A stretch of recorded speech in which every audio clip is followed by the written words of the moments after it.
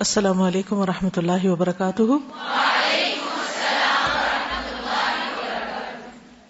نحمده ونصلی علی رسولہ الکریم، اما بعد فاعوذ باللہ من الشیطان الرجیم، بسم اللہ الرحمن الرحیم۔ رب اشرح لی صدری ویسر لی امری واحلل عقدۃ من لسانی یفقہوا قولی۔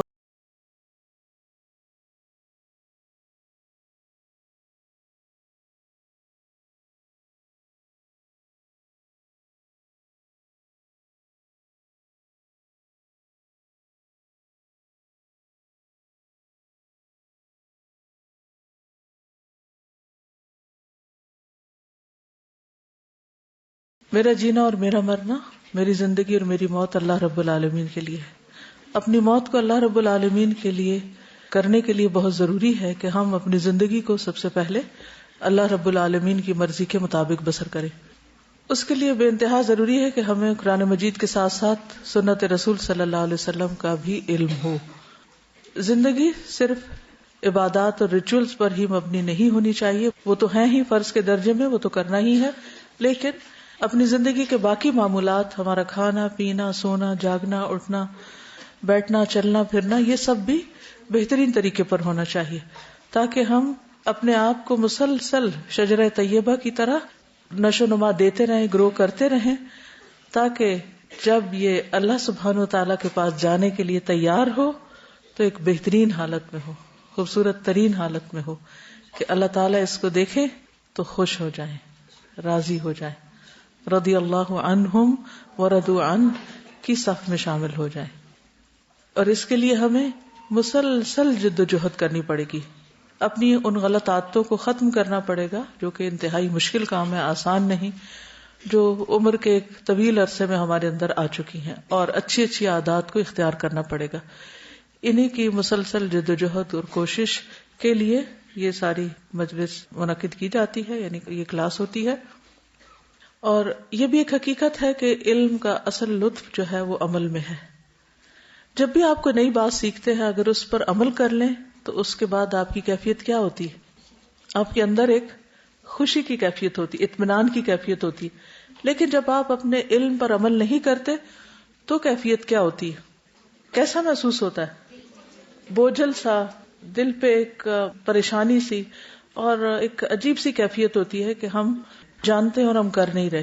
اور اس کے لیے ہمیں مسلسل اسٹرگل کی ضرورت تو ہے ہی، لیکن سچی نیت اور ارادے کی ضرورت بھی ہے کہ ہم واقعی یہ چاہیں کہ ہم اس حال میں دنیا سے جائیں کہ اللہ ہم سے راضی ہو جائے، اور موت کا فرشتہ یہ خوشخبری لے کر آئے کہ یا ایتھا النفس المطمئنہ۔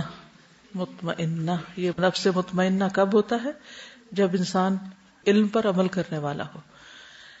اور جانا تو ہے ہی، لیکن کس حال میں جائیں؟ ارجعی الی ربک راضیۃ مرضیہ، کہ رب بھی راضی ہو اور ہم بھی راضی ہوں، اور ہم اللہ کے بندوں میں شامل ہو جائیں، اس صف میں شامل ہو جائیں جو اللہ کے پسندیدہ بندے ہیں۔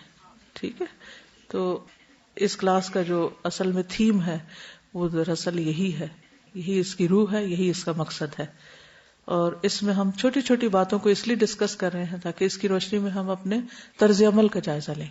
ٹھیک ہے، تو آیت دوبارہ سنیے۔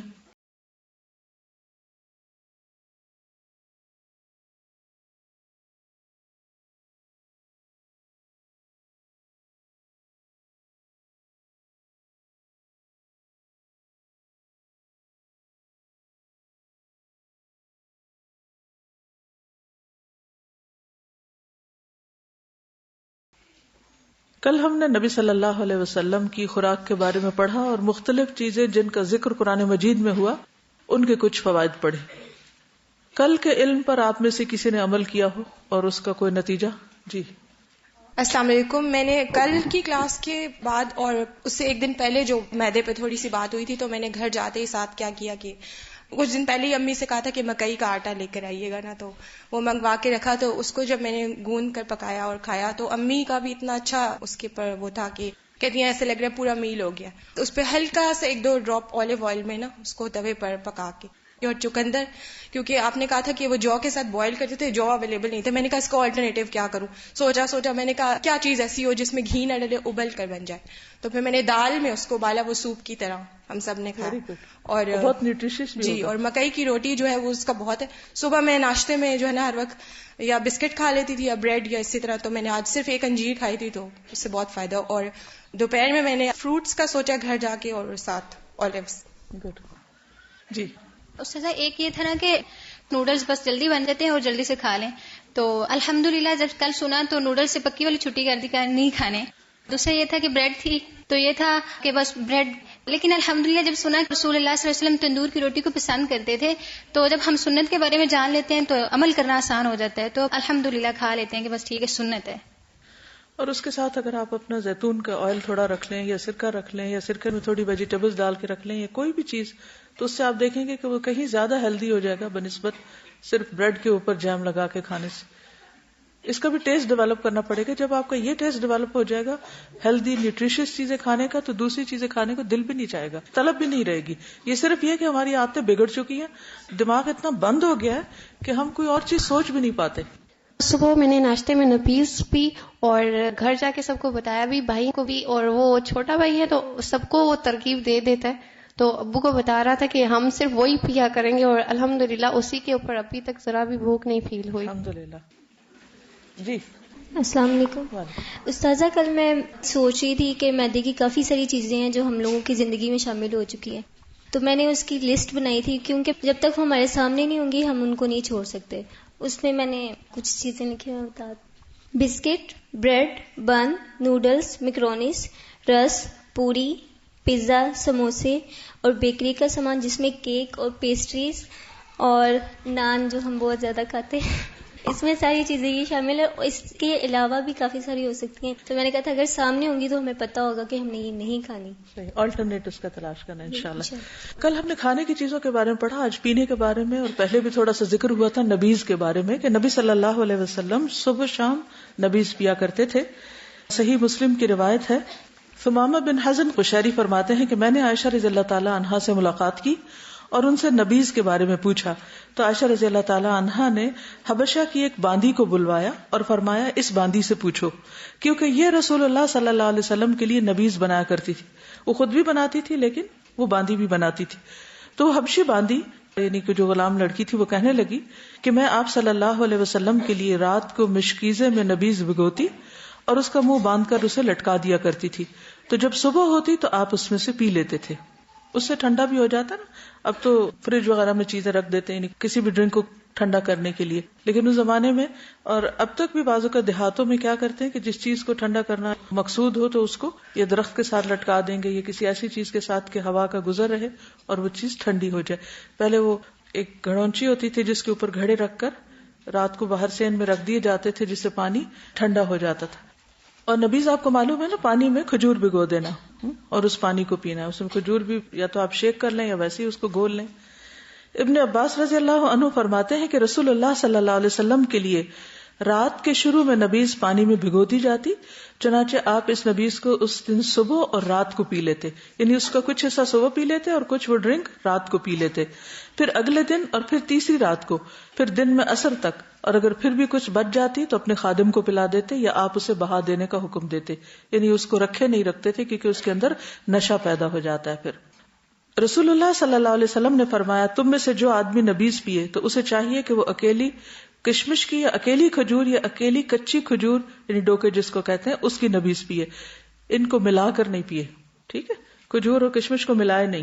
اچھا، ہماری فوڈ میں ایک اور عام خرابی کیا ہے کہ ہم ایک ریسیپی کے اندر اتنا کچھ ڈال دیتے ہیں کہ وہ میدے بیچارے کو تو یا ہمارا جو ڈائجسٹو سسٹم ہے سارٹ آؤٹ کرنے میں پاگل ہو جاتا ہوگا کہ یہ کیا کیا بلائیں اندر آ گئی ہیں، اب ان کو کہاں کہاں رکھا جائے. تو عام طور پر آپ دیکھیں کہ جب ہم کھانا بنانے لگتے ہیں تو وہ مثالوں کی بھرمار کر دیتے ہیں. اسی طرح اگر کوئی میٹھا بنانے لگتے ہیں تو ہر قسم کے نٹس کٹھے ہی اس میں ڈال دیتے ہیں. اسی طرح اگر کوئی ڈرنک بنانے لگے تو اس میں بھی 4-5 چیزیں جب تک اکٹھی نہ ہو تو ہمیں لگتا مزہ نہیں آیا، اور وہ مزہ کسی ایک چیز کا بھی اس میں نہیں آتا کہ وہ کیا کھا رہے ہیں اور کیا نہیں. تو اس میں سنگل فوڈ کا جو کانسیپٹ ہے یہ نبی صلی اللہ علیہ وسلم کے ہاں بہت عام ہے. اگر آپ دیکھیں تو سنگل فوڈ یعنی اس میں 2, 3, 4 چیزیں اکٹھی نہیں کی جاتی. اگر آپ کو کوئی بھی ڈائجسٹو پرابلم ہے تو آپ اپنی فوڈ کو تھوڑا سا اسی پیٹرن پر لے آئیں تو آپ دیکھیں گے کہ معدے کے وہ جو جلن اور اس کے بہت سے مسائل حل ہو جائیں گے، جن کو عام طور پر ہم ڈائجسٹو ٹیبلٹس لے کے حل کرتے رہتے ہیں، جو کہ اور زیادہ مرض کو ایک طرح سے انکریز کرتے رہتے ہیں، بڑھاتے رہتے ہیں. تو آپ یہ کر سکتے ہیں کہ ایک دن آپ کشمش کی پی لیں، دوسرے دن کھجور کی پی لیں، تیسرے دن کچی کھجور کی یا کسی بھی اور چیز کی. جیسے انجیر کو بھی کئی لوگ ڈبو کے رات کو رکھ دیتے ہیں اور اس کا بھی ایک ڈرنک سا بنا کے پی لیتے ہیں، تو وہ بھی آپ کر سکتے ہیں. لیکن انجیر کھجور ہر چیز کو خلط ملط نہ کریں. اور ایک وجہ اس کی یہ بھی بتائے گی کہ ان کو ملانے سے جلدی سکر پیدا ہو جاتا ہے، یعنی پھر وہ 2 دن تک نہیں چلے گا، ایک دن میں ہی یا ایک ٹائم پر ہی ختم کرنا پڑے گا، کیونکہ شاید ان کا آپس میں کیمیکل ریاکشن اس طرح کے ہوتے ہوں گے جو صحت کے لیے پھر نقصان دہ ہو جاتے ہیں. عبداللہ دلمی اپنے والد سے روایت کرتے ہیں، انہوں نے کہا کہ ہم رسول اللہ صلی اللہ علیہ وسلم کی خدمت میں حاضر ہوئے اور عرض کیا، اے اللہ کے رسول صلی اللہ علیہ وسلم، آپ جانتے ہیں کہ ہم کون ہیں، کہاں سے آئے ہیں اور کس کے پاس آئے ہیں؟ آپ نے فرمایا، اللہ کی طرف آئے ہو، اللہ کے رسول کی طرف آئے ہو، یعنی دین کی خاطر آئے ہو. ہم نے کہا، اللہ کے رسول صلی اللہ علیہ وسلم، ہمارے ہاں انگور ہوتے ہیں، ہم ان کا کیا کریں، یعنی کس طرح استعمال کریں؟ آپ نے فرمایا، انہیں خشک کر کے، ڈرائی کر کے زبیب یعنی کشمش یا منقع بنا لیا کرو. جو بڑا انگور ہوتا ہے اس کا منقع بنتا ہے، جو چھوٹا ہوتا ہے اس کی کشمش بنتی. ہم نے عرض کیا، ہم زبیب کشمش کا کیا کریں، یعنی اسے سکھا کے پھر اس کے وٹ نیکسٹ. اب اس سے بھی آپ دیکھیں کہ مختلف لوگ کس قسم کے سوال بعض اوقات کرتے ہیں. آپ نے فرمایا، صبح کے وقت بھگو دیا کرو اور رات کو پی لیا کرو. صبح کے وقت بھگو دیا کرو، رات کو پی لیا کرو، اور رات کو بھگو کر رکھا کرو اور صبح کو پی لیا کرو. اور نبیذ مشکیزوں میں بنایا کرو، مٹکوں میں نہیں، یعنی مٹی کے برتن میں نہیں بناؤ بلکہ جو لٹکنے والا مشکیزہ اس کے اندر بناؤ. اسے نچوڑنے میں جب تاخیر ہو جاتی ہے تو یہ سرکہ بن جاتا ہے، یعنی پھر وہ اس میں سکر پیدا ہو جاتا ہے، یعنی اور چیزیں بن جاتی ہیں، پھر وہ اس طرح پینے کے لائق نہیں رہتا. ہمارے ہاں میرا نہیں خیال کہ ایسے کسی ڈرنک کا کوئی رواج ہو، نہیں ہے نا. تو اب ہوتا ہے یا تو ہم پانی پیتے ہیں یا پھر ڈرنک کے نام پر کچھ پیتے ہیں. تو کیا پیتے ہیں؟ سوڈا پیتے ہیں، کوک پیئیں یا پیپسی یا کچھ بھی. اصل بات یہ ہے کہ ہمیں نہ تو گھریلو کو نسخے آتے ہیں، نہ ہم اس کی تکلیف کرتے ہیں. اور اب تو اتنا آرٹیفیشل دور آ گیا کہ ہر چیز پروسیسڈ اور ریڈی میڈ، آٹومیٹک. نہ دماغ استعمال کرنا پڑے، نہ عقل استعمال، نہ ہی کوئی کوشش، نہ ہاتھ نہ پاؤں، بس اندھا دھند کوئی بھی چیز. اور اس کو بعض اوقات آپ دیکھیں کہ جو کینز میں آتی ہیں چیزیں، اس کو کھول کے گلاس میں بھی ڈالنے کی تکلیف نہیں کرتے، اسی میں سے پی جاتے ہیں. حالانکہ کسی ایسی چیز سے پینا کہ جو نظر نہ آئے وہ بھی منع ہے، کیونکہ آپ کو نہیں پتا آپ کیا پی رہے ہیں. مگر آپ دیکھیں چھوٹے ہوں، بڑے ہوں، بچے ہوں، بوڑھے ہوں، سب کینز کے اندر ہی جوس اور کوک وغیرہ پی لیتے ہیں اور کچھ پتہ نہیں ہوتا کہ کیا پی گئے. تو اس کا ہمیں آلٹرنیٹ سوچنا چاہیے. جو ہمارے دیسی گھریلو ڈرنکس ہیں وہ بھی بہت اچھے ہیں. مثلا ایک وقت تھا کہ لوگ کانجی بناتے تھے، کبھی بنائی آپ لوگوں نے؟ بیسٹ ڈرنک ہے، بہت ہی اچھا.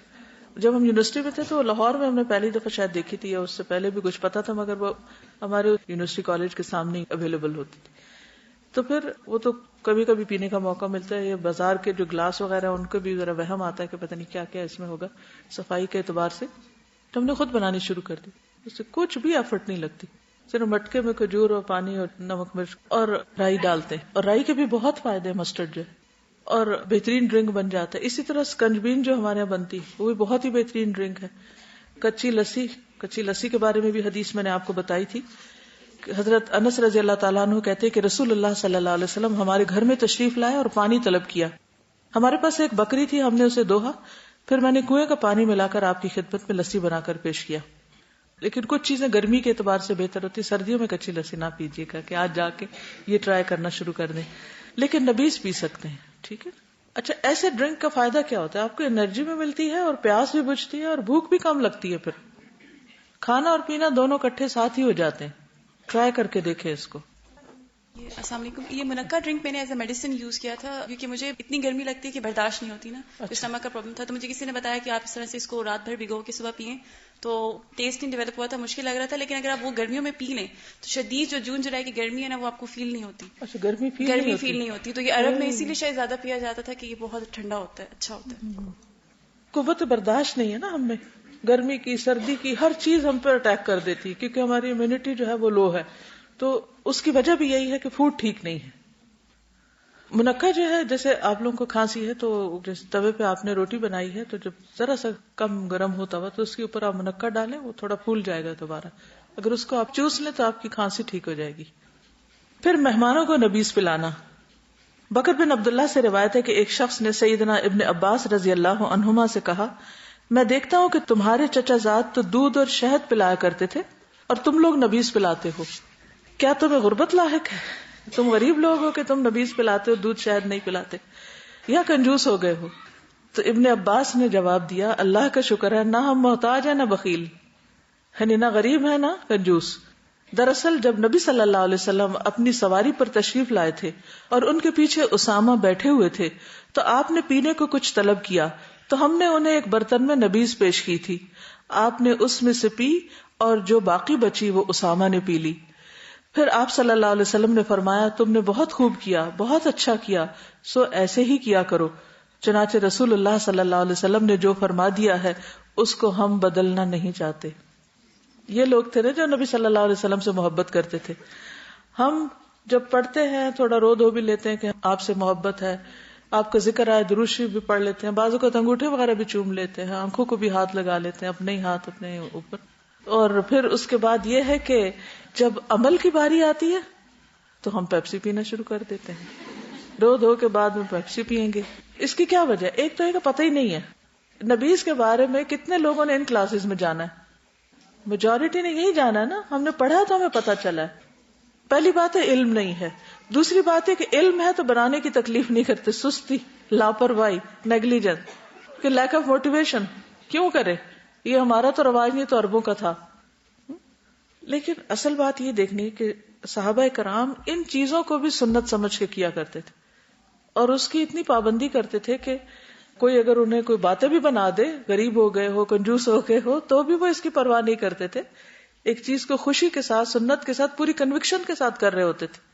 تو اس لیے ایسا نہیں کہ دودھ ہنی میں کوئی مشکل ہے یا وہ نہیں پلانی چاہیے، وہ بھی بہت بہترین غذائیں، دونوں ہی بہترین غذائیں. لیکن یہ کہ گرمی کے موسم میں کسی کو دودھ شہد تو نہیں پلائیں گے آپ، ٹھنڈا ڈرنک نبیذ پلائیں گے، اور اگر سردی ہے تو اس کا کچھ اور نعم البدل کر لیں گے. پھر کھانے کے بعد نبیذ پینا، کلو واشربو، کھانا اور پینا. تو بہت سے لوگ اس سے منع کرتے کہ کھانے کے بعد کچھ نہ پیئیں. سہل بن سعد فرماتے ہیں کہ ابو اسید ساعدی نے اپنی شادی میں رسول اللہ صلی اللہ علیہ وسلم کو بلایا، یعنی شادی کی دعوت میں بلایا. ابو اسید کی بیوی ہی اس دن خدمت کر رہی تھی اور دلہن بھی تھی. ٹھیک ہے، اور یہاں تو دلہن کو بیکار کر کے بٹھا دیتے ہیں، ہلنا نہیں یہاں سے، اور بعد میں خوب خبر لیتے ہیں. سہل کہنے لگے کہ تم جانتے ہو کہ اس نے رسول اللہ صلی اللہ علیہ وسلم کو کیا پلایا تھا؟ رات کو اس نے ایک بڑے پیالے میں کچھ کھجوریں بھگو دی تھی. جب آپ صلی اللہ علیہ وسلم کھانے سے فارغ ہوئے تو اس نے وہی بھگوئی ہوئی کھجوریں آپ کو پلا دی، یعنی انہی کا ڈرنک پلا دیا آپ کو. ٹھیک ہے، تو اس سے کیا پتہ چلتا ہے کہ کھانے کے بعد جیسے میٹھا ہے تو خواہ اسے لیکوڈ کی شکل میں لیں یا آپ اس کو سالڈ، دونوں صورتوں میں خالی کھجور بھی کھا سکتے ہیں اور اس کا نبیذ بھی پی سکتے ہیں.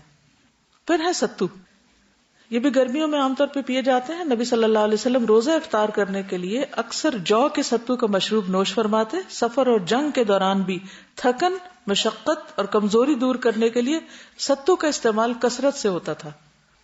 عبداللہ بن ابی اوفا کہتے ہیں کہ ہم رسول اللہ صلی اللہ علیہ وسلم کے ساتھ سفر میں تھے اور آپ روزے سے تھے.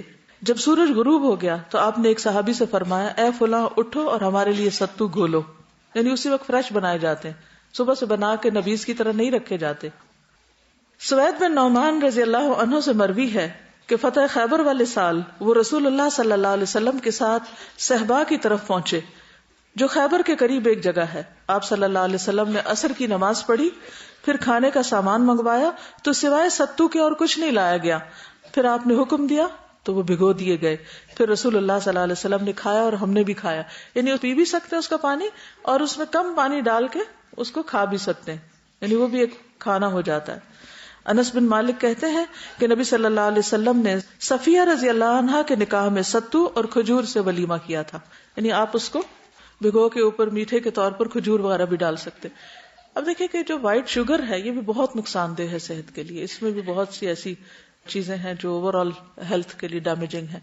ویسٹ میں تو اس کے خلاف اتنا کچھ لکھا پڑھا جاتا ہے اور اس کو وائٹ پوائزن کہتے ہیں.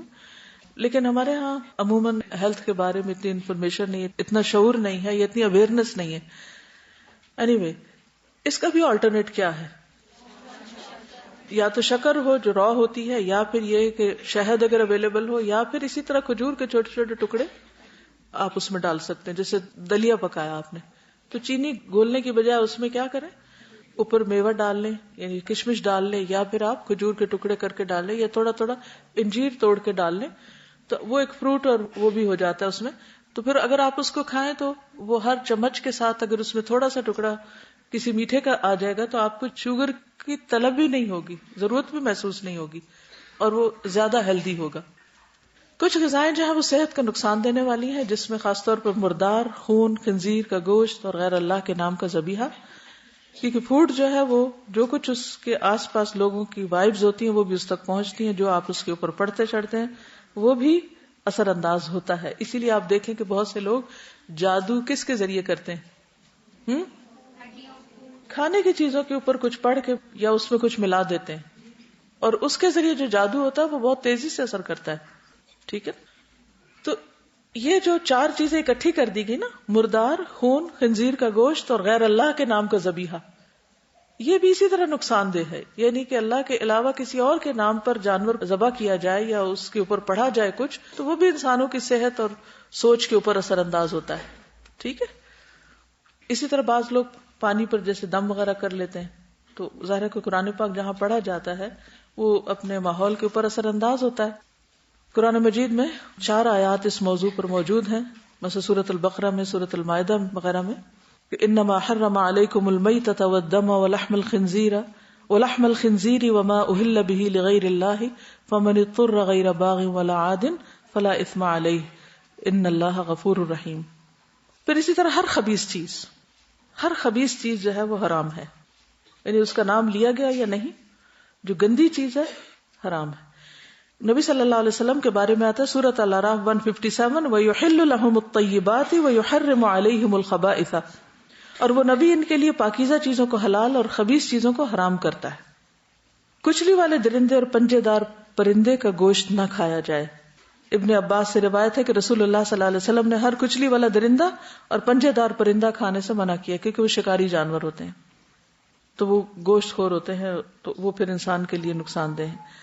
ایسے جانور کا گوشت اور دودھ نہ پیا جائے جو نجاست کھاتا ہو. ابھی جو مرغیوں کی فیڈ کی بات ہوئی تھی نا، ایسے جانور کا گوشت نہ کھایا جائے، دودھ نہ پیا جائے جو خود نجاست کھاتا ہے، اس کو جلالہ کہتے ہیں. ابن عمر سے مروی ہے کہ رسول اللہ صلی اللہ علیہ وسلم نے نجاست خور جانور کھانے اور اس کا دودھ پینے سے منع فرمایا ہے. گھریلو گدھے، انس سے روایت ہے کہ رسول اللہ صلی اللہ علیہ وسلم نے جب خیبر فتح فرمایا تو دیہات سے جو گدھے نکلے ہم نے ان کو پکڑ لیا، ان کا گوشت پکایا. رسول اللہ صلی اللہ علیہ وسلم کے منادی نے اعلان کر دیا، آگاہ ہو جاؤ، اللہ اور اس کے رسول نے تمہیں گدھے کا گوشت کھانے سے منع فرما دیا ہے، کیونکہ وہ ناپاک ہے، شیطانی عمل ہے.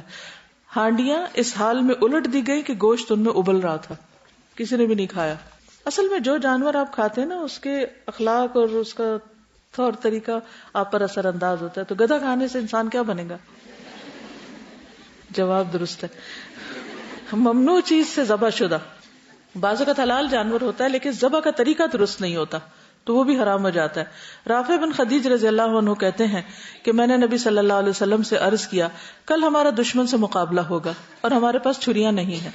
آپ نے فرمایا جو اعلی خون بہا دے اور اس پر اللہ کا نام لیا گیا ہو اسے کھاؤ، بشرطے کہ ذبح کا آلہ دانت ناخن نہ ہو.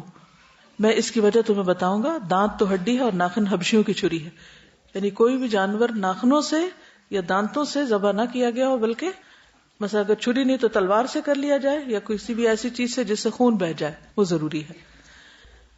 وہ کھانا جس میں گندگی گر جائے. میمونہ رضی اللہ عنہا سے روایت ہے کہ رسول اللہ صلی اللہ علیہ وسلم سے چوہے کے بارے میں پوچھا گیا جو گھی میں گر گیا تھا.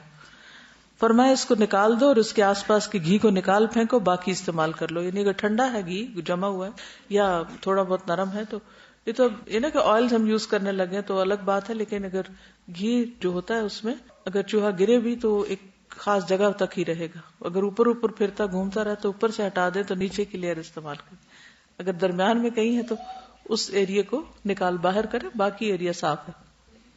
کچھ غذائیں حرام تو نہیں لیکن ناپسندیدہ ہیں، جن میں کچا لہسن اور پیاز.